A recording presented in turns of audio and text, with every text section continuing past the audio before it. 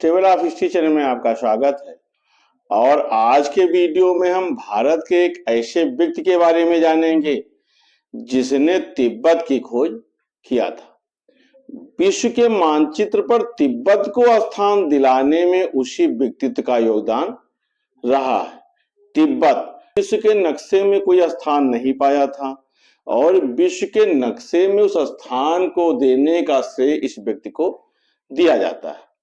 जी हाँ, तो आज हम नयन सिंह रावत के बारे में जानेंगे। 19वीं शताब्दी का वो व्यक्ति जिसने अंग्रेजों के लिए हिमालय के क्षेत्र में खोजबीन किया था और तिब्बत को विश्व के मानचित्र पर स्थापित किया था। नयन सिंह रावत कुमायूं घाटी के रहने वाले थे।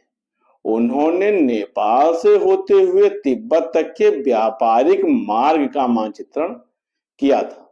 सबसे पहले उन्होंने ल्हासा की स्थिति और ऊंचाई ज्ञात किया। तिब्बत में बहने वाली मुख्य नदी त्सांगपो के एक बहुत बड़े भाग का मानचित्रण भी नयन सिंह रावत ने किया था।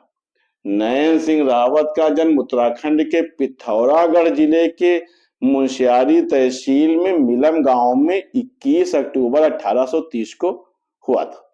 उनके पिता का नाम अमर सिंह था, जिन्हें कि लोग लाटा बुद्धा भी कहते थे। उत्तराखंड के एक सीमांत गांव में एक शिक्षक थे। उन्होंने न सिर्फ 19वीं शताब्दी में पैदल तिब्बत को नापा था, बल्कि तिब्बत का नक्शा भी तैयार किया था। और ये वो दौर था जब तिब्बत दुनिया की नजरों से छिपा था और तिब्बत को उस समय फॉरबिडन लैंड कहा जाता था। वहां पर विदेशियों को पूरी तरह से आने की मनाही थी। उस स्थिति में पंडित नयन सिंह न केवल तिब्बत जाते हैं बल्कि तिब्बत का नक्शा बना करके भी लाते हैं और ये कार्य वो बिना किसी आधुनिक उपकरण के करते हैं। नयन सिंह रावत तिब्बत में एक छोटे गांव में ही शिक्षित होते हैं। आर्थिक तंगी के कारण वो पिता के साथ भारत और तिब्बत के बीच चलने वाले पारंपरिक व्यापार में शामिल हो जाते हैं। इससे उन्हें अपने पिता के साथ तिब्बत के कई स्थानों पर जाने का मौका मिलता है और ये उसी क्रम में तिब्बती भाषा को सीखते हैं। हिंदी और तिब्बती के अलावा नयन सिंह को फारसी और अंग्रेजी का भी अच्छा ज्ञान था। 19वीं शताब्दी की बात है जब अंग्रेज भारत का नक्शा तैयार कर रहे थे और लगभग पूरे भारत का नक्शा तैयार हो चुका था। अब वो आगे बढ़ने की तैयारी में थे, लेकिन आगे बढ़ने में उनके पास जो सबसे बड़ा रोड़ा था वो था तिब्बत का क्षेत्र, क्योंकि तिब्बत उस समय दुनिया में छिपा था और उसके बारे में जानकारियां बेहद ही कम थी। विदेशियों का वहां पर जाना पूरी तरह से मना था। ऐसे में अंग्रेज कशमकश में थे कि वहां का नक्शा कैसे तैयार किया जाए। ब्रिटिश सरकार ने कई कोशिशें किया, लेकिन हर बार नाकामी ही उनके हाथ लगती है।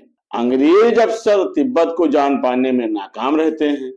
कई बार विफल होने के बाद उस समय के सर्वेक्षक जनरल माउंट गुमरी ने फैसला किया कि अंग्रेजों के बजाय भारतीयों को वहां भेजा जाए, जो तिब्बत के साथ व्यापार करने के लिए अक्सर वहां जाते हैं। और फिर खोज शुरू होती है ऐसे लोगों की जो वहां जाकर भौगोलिक जानकारी एकत्र कर पाए। अंत में 1863 में कैप्टन माउंट गुमरी को दो ऐसे लोग मिलते हैं, 33 साल के पंडित नयन सिंह और उनके चचेरे भाई माड़ी सिंह।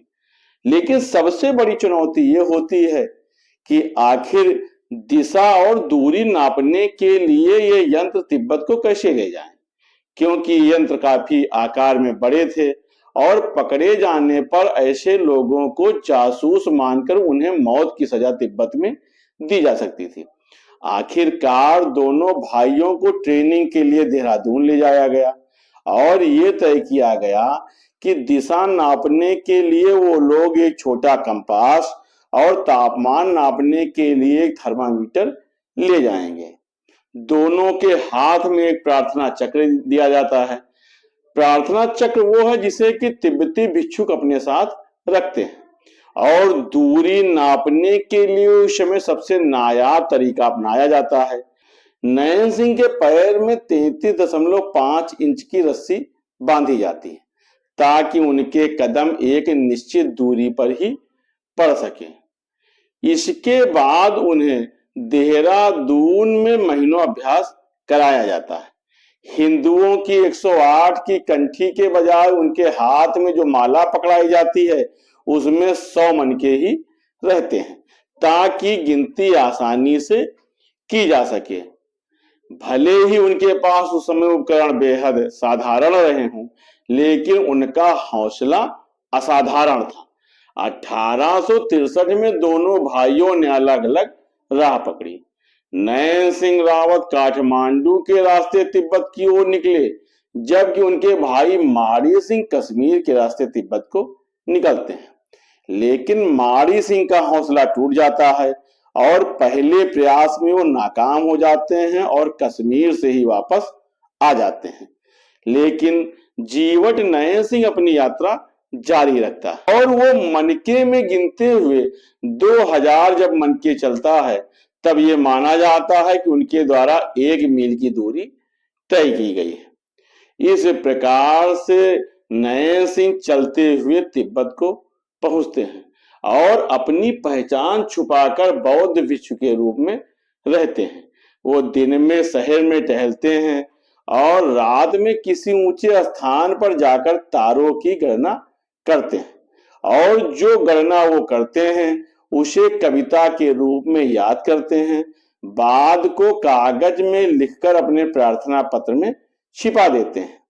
नयन सिंह रावत ने ही सबसे पहले दुनिया को यह बताया कि ल्हासा की समुद्र तल से कितनी ऊंचाई है और अक्षांश और देशांतर की स्थिति क्या है। यही नहीं, ब्रह्मपुत्र नदी के किनारे लगभग वो 800 किलोमीटर पैदल यात्रा करते हैं और दुनिया को बताते हैं कि स्वांगपो और ब्रह्मपुत्र एक ही नदी के नाम है। सतलज और सिंधु के स्रोत भी सबसे पहले दुनिया को नयन सिंह रावत ने ही बताया था। सबसे पहली बार उन्होंने ही दुनिया को तिब्बत के कई अनदेखे और अनसुलझे रहस्यों से रूबरू करवाया था। सबसे बड़ी बात अगर हम देखें तो उन्होंने अपनी समझदारी, हिम्मत और अपनी वैज्ञानिक दक्षता से तिब्बत का नक्शा अपनी जान जोखिम में डालकर बनाया था। नयन सिंह पर सागा ऑफ नेटिव एक्सप्लोरर नामक एक किताब लिखी गई है और उसके लेखक बताते हैं कि वो बड़ा ही मुश्किल दौर था। अन्वेषक होने के कारण नयन सिंह रावत ने अपने जीवन में 4 यात्राएं किया था। सबसे पहले वो साल 1865 में काठमांडू के रास्ते ल्हासा गए और कैलाश मानसरोवर के रास्ते वापस आते हैं। इसके बाद 1867 और 68 में उत्तराखंड में चमोली जिले के माड़ा पास से होते हुए तिब्बत के थोंग जालुंग जाते हैं। तिब्बत में उस स्थान पर सोने की खदानें होती हैं। नयन सिंह की तीसरी बड़ी यात्रा शिमला से लेह और यारकंद होती है, जो 1873 और 74 में वो चालू करते हैं।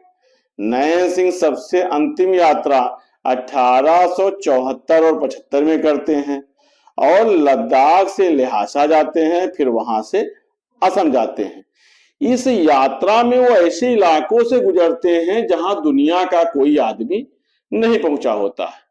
नयन सिंह को एक एक्सप्लोरर के रूप में ही नहीं याद किया जाता है, बल्कि हिंदी में आधुनिक विज्ञान में अक्षांश दर्पण नामक पुस्तक लिखने वाले वो पहले भारतीय थे और उनकी ये पुस्तक सर्वेयरों के लिए आने वाली पीढ़ियों में एक ग्रंथ साबित हो रही है।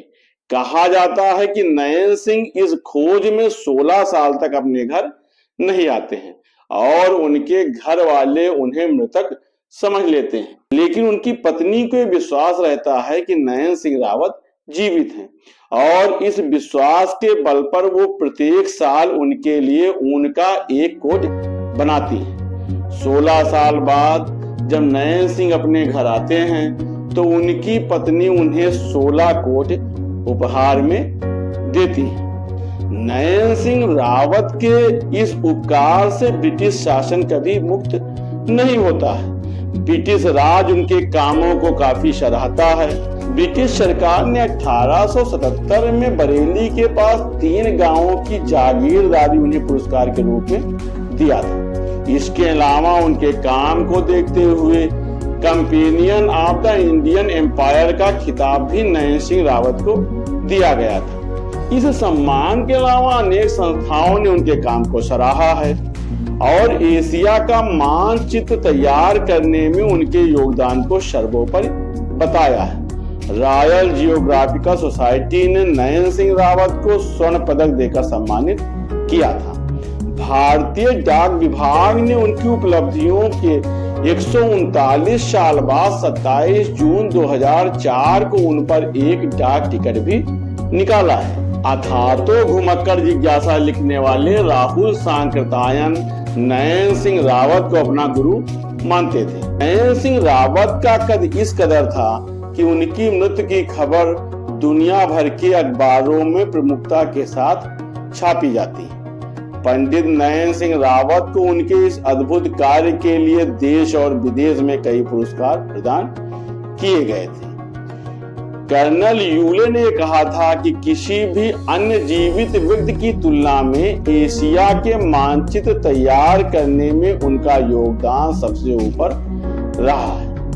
पेरिस के भूगोलवेत्ताओं की सोसाइटी ने उन्हें जड़ित घड़ी भेंट किया था और उस समय उन्हें 1000 रुपए पुरस्कार दिए गए थे।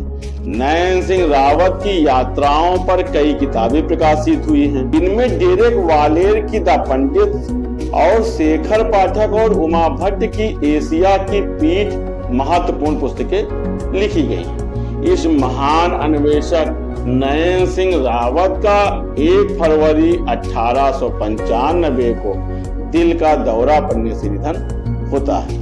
लेकिन इस व्यक्ति ने वो इतिहास रचा जो कि तिब्बत के नक्शे के साथ हमेशा जुड़ जाता है। जब जब तिब्बत का नाम विश्व के पटल पर लिया जाता है, नयन सिंह रावत का नाम अपने आप तिब्बत के साथ आ जाता है, क्योंकि विश्व के पटल पर तिब्बत को लाने का श्रेय नयन सिंह रावत को ही दिया जाता है।